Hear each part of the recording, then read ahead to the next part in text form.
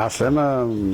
أنا نوار الضويوي، مسرحي تونسي متواجد الآن في الدورة الثانية للمهرجان الدولي للحوز بتحناوت إقليم مراكش دولة المغرب.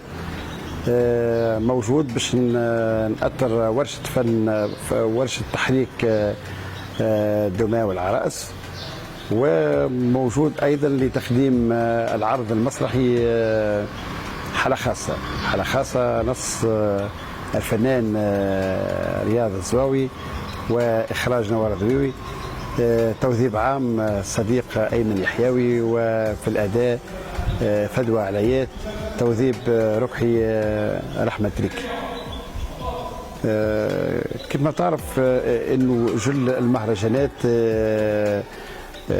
تنظم على ايقاع، معناها تنظيم على ايقاع الايام تاع المهرجان ورشات تكوينيه، واداره المهرجان ارتأت اني باش نكون على راس ورشه تحريك فن العرائس، وهذا شرف لي اني باش نعلم الشباب كيفيه التعامل معناها مع العروسه، خاطر مش سهل انه واحد باش يحرك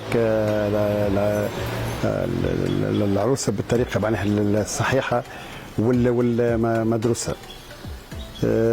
كنا نتمنى انه الايامات نتاع الورشات معناها تكون اطول، ولكن نظرا لضيق الوقت ما قمنا كان بحصتين معناها، وان شاء الله هم الحق ما همش كافيين، ولكن نتمنى ان يكونوا الشباب اللي شاركوا في الورشه يكونوا معناها اخذوا نصيب من المعلومه ومن المعرفه.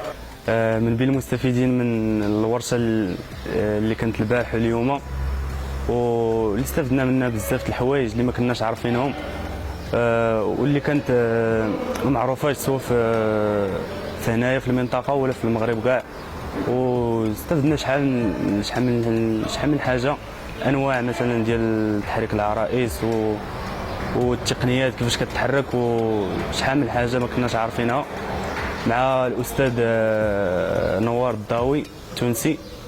ومن المستفيدات من ورشة العرائس الأستاذ أنوار الضويوي، صراحة كانت الورشة اللي رائعة واللي استفدنا منها بزاف، وعرفنا أنه كيفاش نقدروا نخدموا بدوك الدميات وكيفاش نقدروا نخدموا بهم ودوك الخيوط وداك الشيء، وأنه عرفنا حتى كيفاش نصنعوا لهم داك القماش وداك الرأس ديالهم، وكيفاش نقدروا نستافدوا منهم من هنا لقدام.